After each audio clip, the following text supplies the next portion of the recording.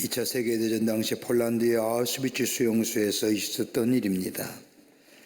우리가 알다시피 한 사람의 증오수로 인하여 무려 600만 명이라고 하는 엄청난 수의 사람들이 가스실에서 무참히 학살을 당합니다. 전쟁이 끝난 직후 유대인들이 갇혀있던 지하실 벽을 아직도 이런 낙서가 남아있다고 합니다. 우리는 메시아가 오실 것임을 믿고 있다.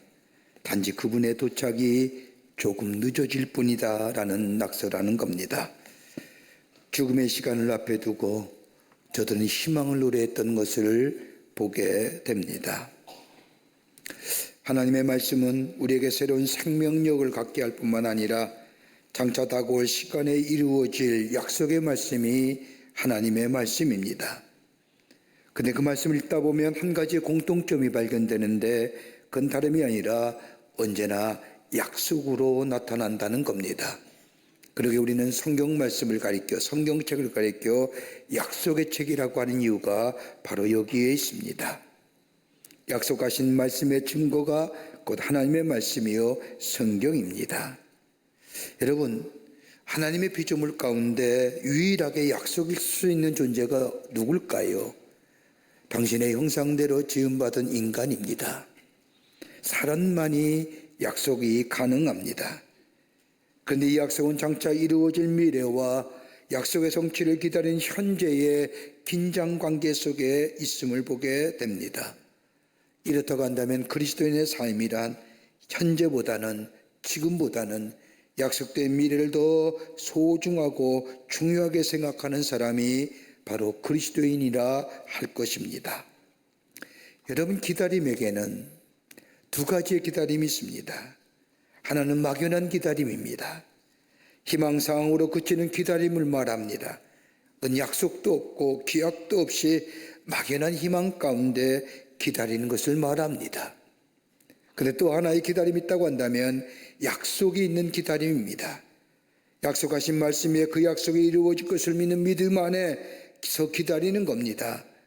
이것을 가리켜서 성경은 뭐라고요? 소망이라고 말합니다. 하나님께서 우리에게 약속하신 그 말씀 그대로 성취됨을 믿는 믿음 안에서 다가올 하나님의 약속의 성취를 근거로 기다리는 것, 이것은 소망이라고 얘기하고, 이 소망 가운데 그 약속의 성취됨을 기다리며 살아가는 삶이 바로 그리스도인의 삶이라 할 수 있을 겁니다. 오늘 우리가 읽은 이 본문의 말씀, 430년 긴 노예 생활을 청산하고 하나님의 약속하신 대로 약속의 땅을 향하여 나아가기 바로 전날의 모습을 기록한 말씀이 오늘 함께 읽은 본문의 말씀입니다. 하나님만이 하실 수 있는 일들을 본 애굽의 왕인 바로는 이스라엘 백성을 구원하려는 하나님의 계획을 막고 이스라엘 백성을 보내지 않으려고 합니다. 그런데 열 번째 재앙은 바로의 아들까지 죽이는 이 무서운 재앙을 당함으로 인하여 비로소 이스라엘 백성을 포로 생활에서 자유롭게 합니다. 430년의 긴 포로 생활, 한 번도 꿈꾸지 못했던 노예에서의 자유로운 존재로서의 삶, 즉 존재와 더불어 삶의 양태가 새롭게 변화되는 기로에 선 이스라엘 백성들, 새롭게 거듭나고 새로운 존재로 태어날 기회입니다.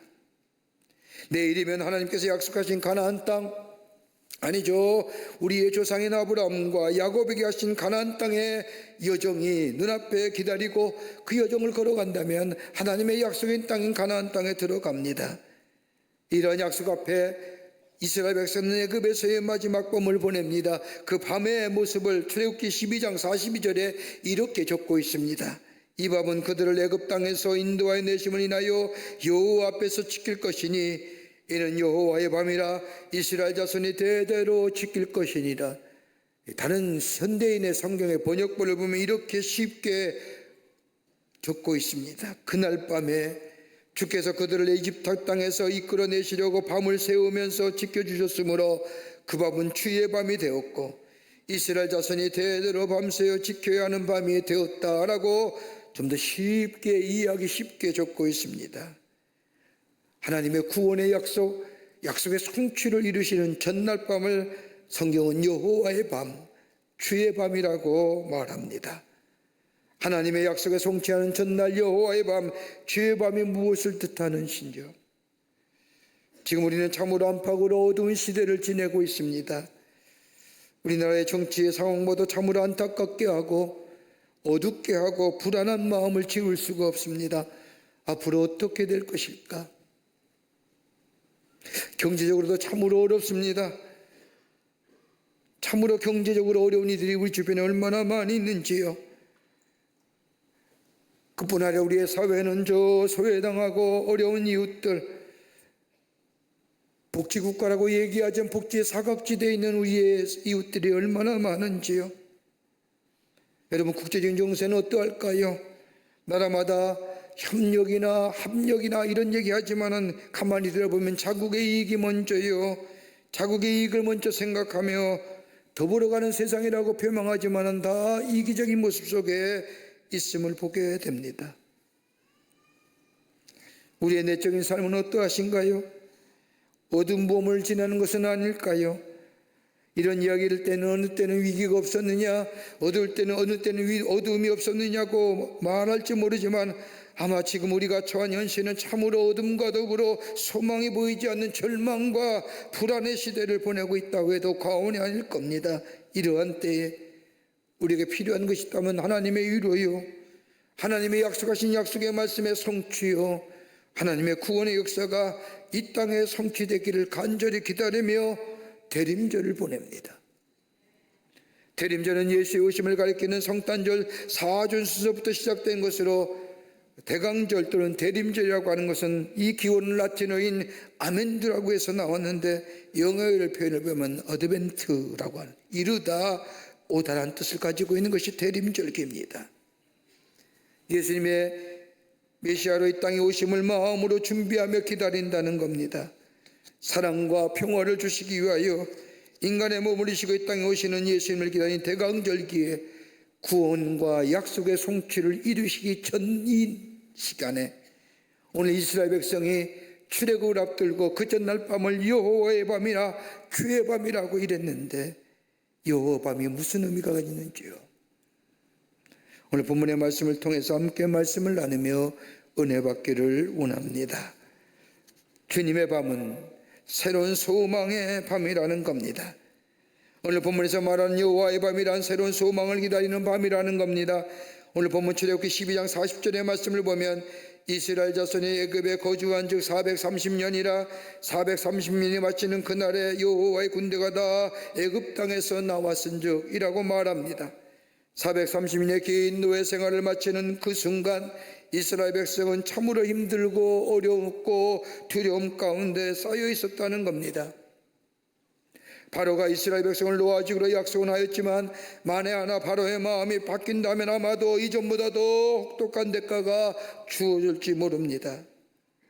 그러나 오늘 본문의 말씀의 전후를 살펴 짐작컨대 아마도 이스라엘 백성은 마지막 애굽에서의 밤, 인간의 편으로는 마지막 밤이라고 하지만은 하나님 편에서는 하나님께서 약속하실 것을 이루시는 주님의 밤, 그 약속의 성취가 목전에 둔 이스라엘 백성은 아마도 한 명도 잠들지 않고 깨어 있었을 겁니다.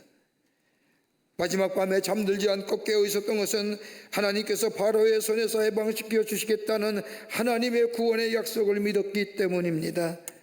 그러기에 공포와 불안과 두려움 속에서도 기다릴 수 있었던 겁니다. 여러분, 소망의 품사가 뭘까요? 흔히들 그 자체를 본다면 명사형이라고 얘기하지만 여러분, 우리의 삶 속에 이 소망이란 단어가 있게 되면 그 품사는 다름이 아니라 역설적인 걸 겁니다. 가만 보십시오.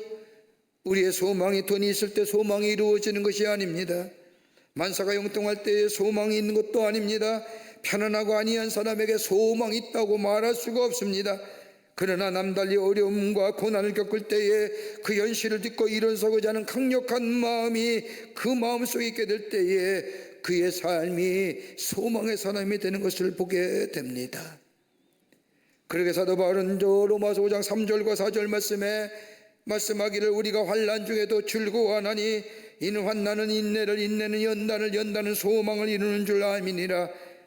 이 귀한 고백의 말씀을 거꾸로 본다면 연단이 없이는 소망이 없고 인내함이 없이는 연단이 없고 환난이 없이는 인내가 없다는 말입니다. 그래서 종합해서 한 열결점으로 연결시킨다고 하면 환난이 없이는 소망이 없으며 소망이 없이는 기쁨이 없다는 겁니다. 여러분, 이스라엘 백성을 보십시오. 430년의 긴 세월의 노예 생활입니다. 고통과 환난과 혹독한 세월, 그러나 저 고통과 환난의 세월에 저들은 하나님께만 소망을 두었습니다. 하나님만이 우리의 구원하실 일이요, 장차 메시아를 보내요 우리에게 구원과 해방을 허락하실 하나님, 그 신실하신 하나님께 소망을 두고 기다렸다는 겁니다. 여러분, 참된 믿음이 어떤 걸까요? 오래 믿음의 세월을 한다고 해서 참된 믿음일까요? 아닐 겁니다.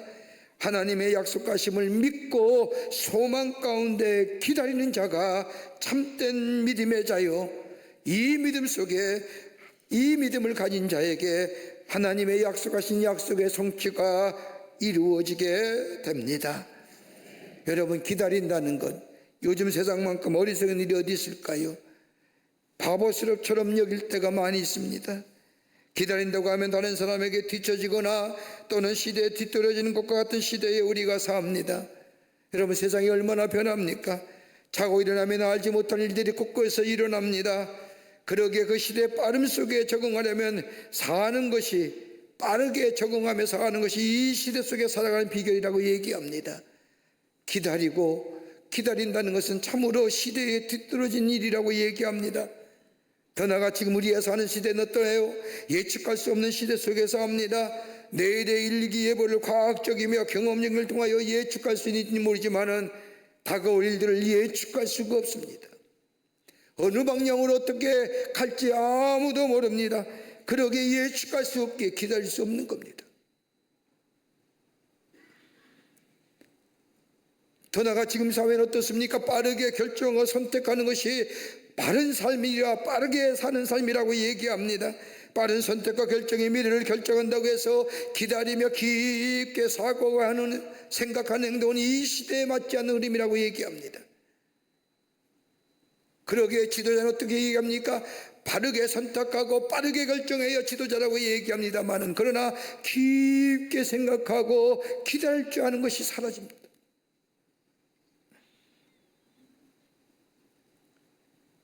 그런데 여러분, 성경에 나타난 하나님 앞에 쓰임받았던 사람들을 보십시오. 하나님의 구원의 역사에 하나님의 축복을 받았던 사람들의 공통점이 하나 있는데 뭐냐? 하나님 향한 믿음도 중요하지만 그보다 더 중요한 것이 하나 있다면 하나님의 약속하신 것을 기다리는 사람이었다는 겁니다. 아브라함 보십시오.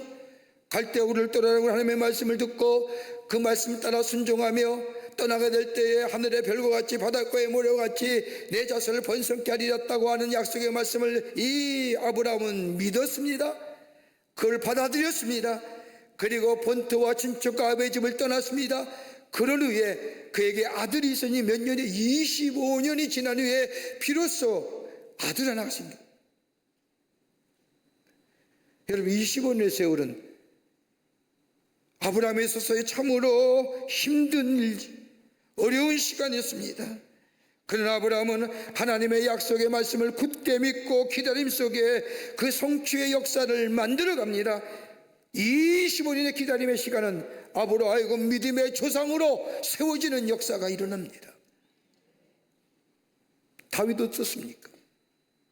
사무엘 선지자로부터 기름 부하던 지 24년 6개월 동안 그는 기나긴 기다림 속에 마침내 이스라엘 왕이 됩니다. 여러분, 24년의 6개월의 시간이 여러분 다윗의 생활에 편안했을까요?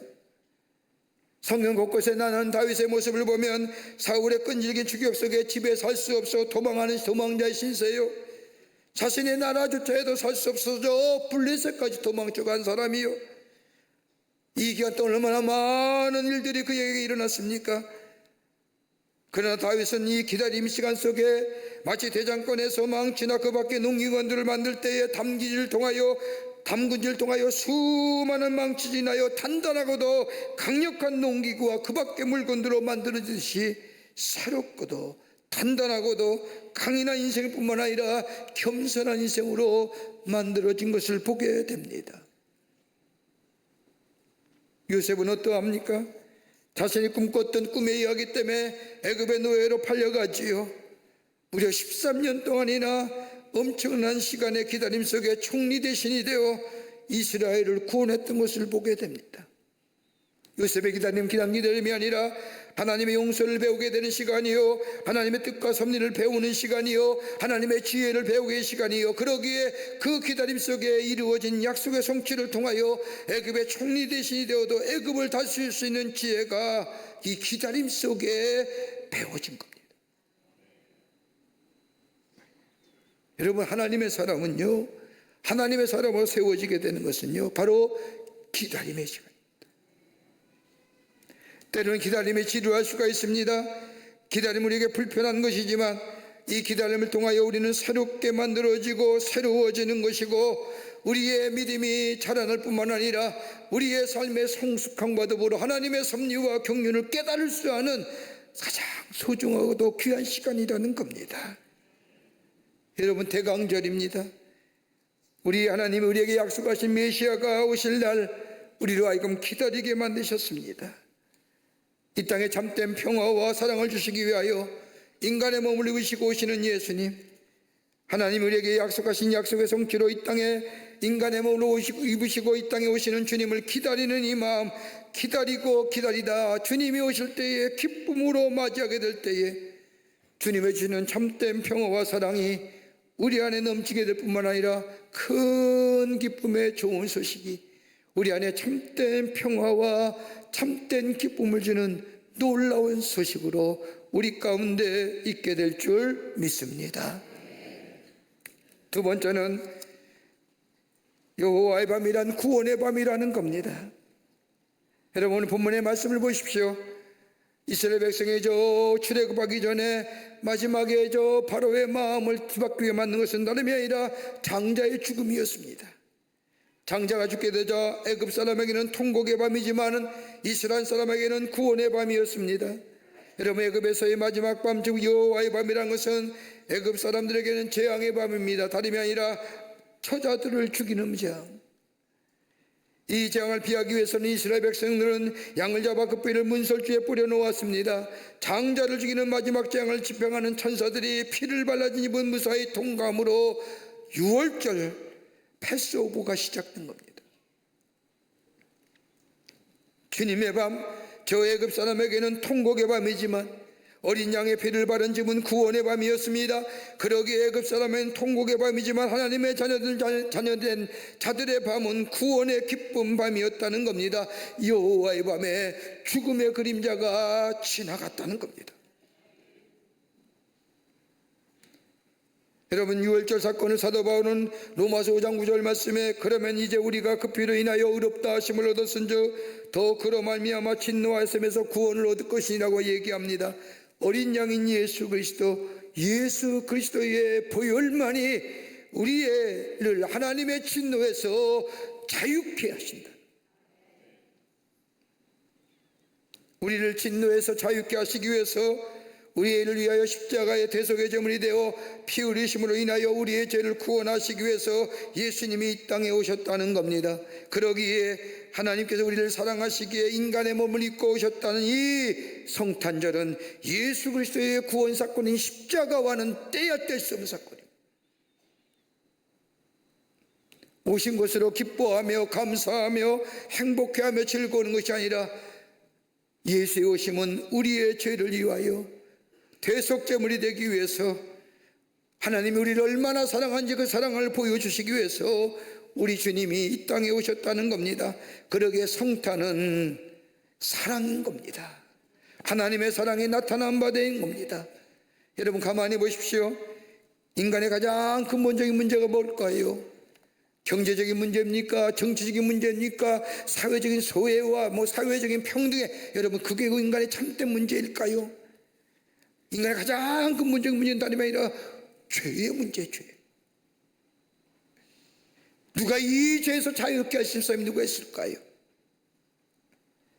여러분, 인류가 시작한 이로 인간의 가장 큰 문제, 실존적인 한계는 죄의 문제입니다. 그러기 음악이나 문학이나 그 밖에 인간의 사상을 표현했던 여러 가지 많은 것들을 보면 인간의 가장 큰 실존의 한계는 죄의 문제를 다룹니다. 그런데 그 색깔이 어때요? 어두워요. 암울해요. 그 누구도 그 어떤 사상도 그 어떤 것도 인간의 죄의 문제를 해결하지 못하지만은, 그러나 예수님 인간의 몸을 입으시고 이 땅에 오심으로 우리의 죄를 위하여 십자가에 달려 죽으심으로 우리의 죄를 자유케 하시고 죄에서 놓여주심으로 하나님의 사람이라 우리의 실존과 우리의 존재의 양태를 새롭게 해주신, 바로 이것이 성탄의 참된 의미라는 겁니다. 그러게 로마서 8장 1절의 말씀을 보면 예수 안에 있는 자는 결코 정죄함이 없다고 말씀합니다. 예수 안에 있는 자. 여러분 믿음의 생활이 무엇일까요? 여러분 예수님 믿는다는 것이 무엇일까요?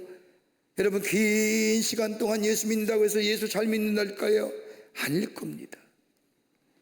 하나님의 크신 은혜로 나 있는 모습 그대로 받아주시고 용서해 주시고 하나님의 자녀로 삼아주셨다는 것에 대하여, 그래서 내 실존과 내 존재의 양태가 달라지게 하시고 내게 구원의 감격 속에 살게 하신 그 하나님의 놀라운 은혜 속에 산다는 것, 매일매일 그 은혜를 고백하며 사는 인생, 여러분 이 믿음이 참된 믿음입니다. 이것은 다름이 아니라 예수의 오심을 기다리며 그 예수님을 내 삶 속에 영접하는 자, 여기에 구원의 기쁨과 더불어 죄 용서와 더불어 하나님의 사랑이 우리 가운데 넘쳐나는 복된 하나님의 백성이 되는 줄 믿습니다. 그러기에 예수님의 오심은 하나님의 사랑이 우리에게 나타난 바 된 사건. 유명한 근대 신학자인 발트라고 하는 신학자가 노년에 미국 시카고 대학을 방문하여 젊은 신학도에게 또 학생들에게 신학 특강을 합니다. 강의가 끝나자 한 젊은이가 따라오면서 이 발트 교수를 향하여 묻습니다. 저는 교수님이 쓰신 책을 다는 못 읽었지만 교수님의 글을 읽을 때마다 큰 감동으로 다가옵니다. 해박한 지식, 날카로운 통찰력, 말씀에 대한 진지한 분석들 나를 놀라게 하고 감동케 합니다. 그런데 교수님, 한평생 저술활동을 하고 가르치고 연구하면서 깨달은 진리의 핵심이 무엇입니까? 여러분 성경책에 나타난 그 말씀, 수많은 말씀을 한마디로 요약한다면 뭐라고 얘기할 수 있습니까? 참으로 어려운 질문이죠. 그때 발트라는 이 신학자가 껄껄 웃으면서 자신이 어릴 적 주일학교에 다닐 때 불었던 찬송한 구절을 이 젊은이에게 들려줍니다. 예수 사랑하심은 거룩하신 말일세 날 사랑하심이 이 성경에 써있네 라고 하는, 이것이 핵심이요, 이것이 나의 간증이요, 이것이 나의 항구의 전무입니다. 나를 사랑하시기 위해, 나를 구원하시기 위해 이 땅에 오시는 예수님을 기다리는 대강절기, 겸손한 마음으로, 깨끗한 마음으로, 구부러진 마음이 아니라, 일그러진 마음이 아니라 겸손하고 깨끗한 마음으로 주님 오심을 기다리며 그 오시는 주님을 우리 안에 기쁘게 맞이하게 될 때에 우리 안에 구원의 놀라운 역사가, 죄에서의 자유케 하시는 역사가, 그리고 하나님의 백성의 삶으로 새롭게 살아가게 하시는 은혜가 우리 가운데 있게 될 줄 믿습니다. 끝으로 여호와의 밤은 새로운 출발의 밤이라는 겁니다. 오늘 12장 42절의 말씀을 보십시오.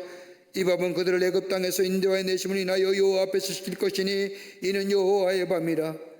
이제 이스라엘 백성은 더 이상 저 바로의 붙잡힌 인생이 아닙니다. 하나님의 약속하심에 붙잡혀 새로운 삶으로 나아가는 새로운 출발의 밤이 여호와의 밤이요 구원의 밤이라는 겁니다. 더 이상 노예가 아닙니다. 속박당하고 붙잡혀 당하는 삶이 아닙니다. 하나님의 은혜로 자유를 얻어서 하나님의 백성으로 하나님의 약속을 바라며 나아가는 새로운 존재, 새로운 인생의 출발점에 선 새로운 존재라는 겁니다. 이전 모습이 아닙니다. 새로워졌습니다. 가치관이 달라졌습니다. 세계관이 달라졌습니다. 더 이상 죄의 노예가 아닙니다. 자유인이 되었습니다.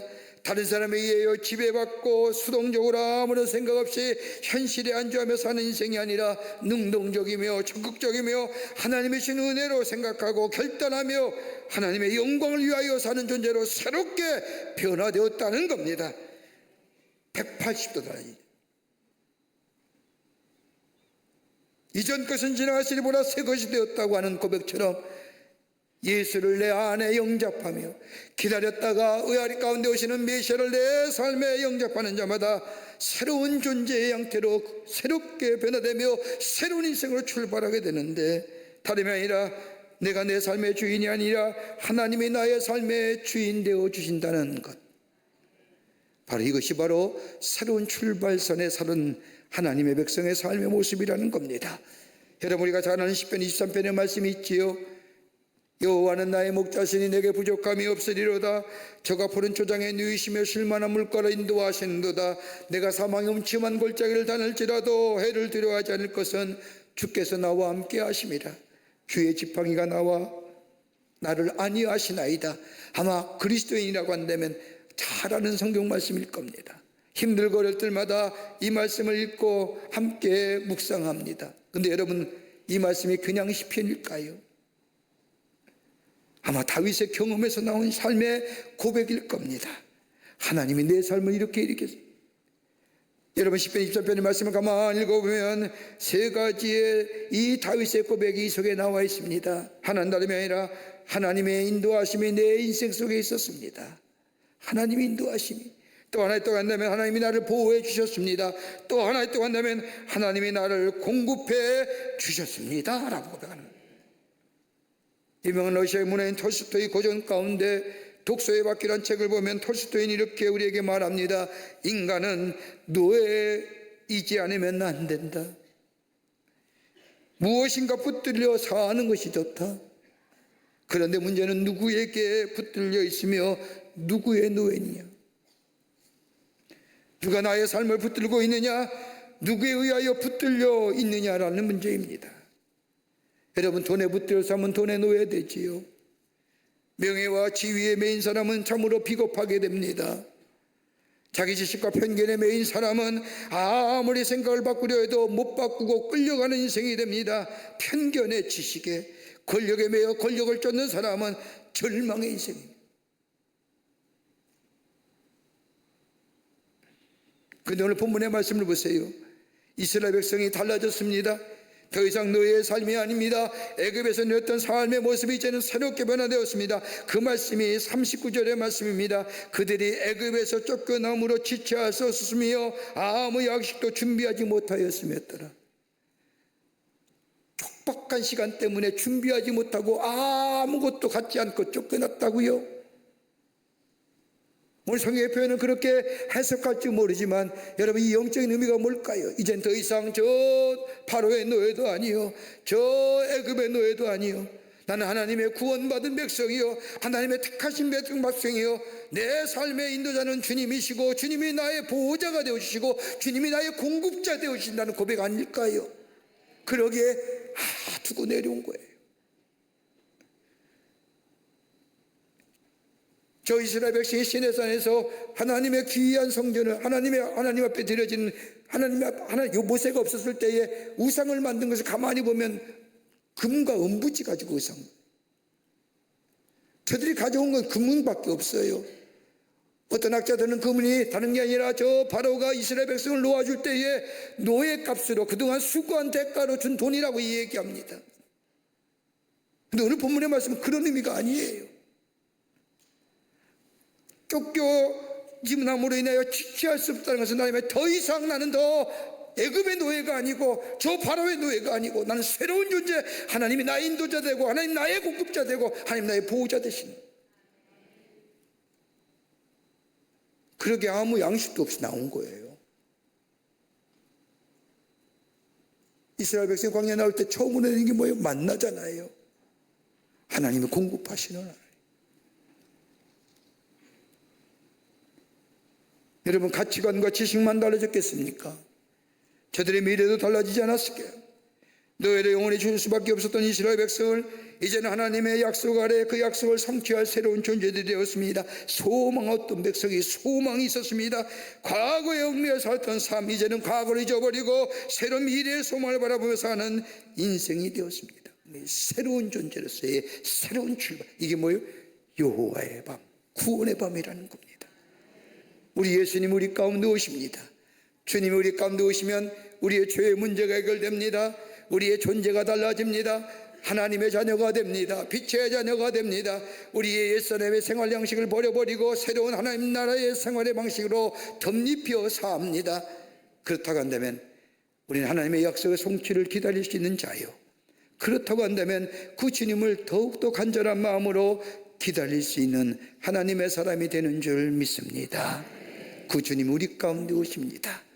그 주님을 기쁘게 맞이하며 우리의 삶 속에 새로운 구원을 경험하며 새로운 존재로서의 삶으로 하나님이 기뻐하신 백성으로 살아가는 새로운 출발의 시작, 새로운 출발의 서곡을 울리며 하나님의 구원의 약속을 향하여 더 힘찬 걸음을 내딛는 그 주님 우리 가운데 오실 때에 우리 안에 이런 놀라운 일들이 있어지게 될 줄 믿습니다. 그 주님이 곧 오십니다. 기다리며 기쁘게 맞이하여 이 놀라운 축복을 누리시는 여러분과 저와 되시기를 주의 이름으로 축원합니다. 하나님 감사합니다.